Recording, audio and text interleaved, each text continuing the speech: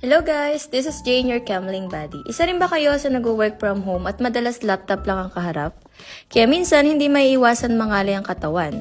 According sa isang study, 80% sa mga nag-work from home ay nakakaranas ng backache, neck pain, and muscle pain.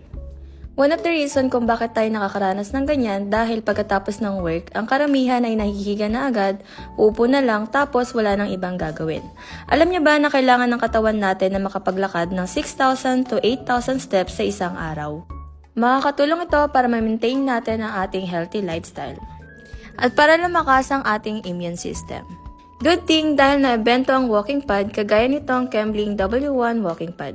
Very affordable, high quality, and space saver. At ang nagastan ko pa dito, pwede ko siyang gamitin habang nag-work. Dahil sa product na to, magagawa ko na yung 6,000 and more steps daily while working. Aside from that, very convenient na rin siyang gamitin dahil hindi na siya kagaya ng typical na remote na kailangan mo pang hawakan. At ang gustong-gusto ko pa dito guys, meron na rin siyang Bluetooth speaker na pwede kong magamit kapag kailangan ko ng music. Kaya sa mga katulad kong nag-work from home, bumili na rin kayo nitong W1 walking pad. Habang naka-discount pa, naka-free shipping at may mga pa-freebies pa. Dito lang yan sa Camling PH. Bye!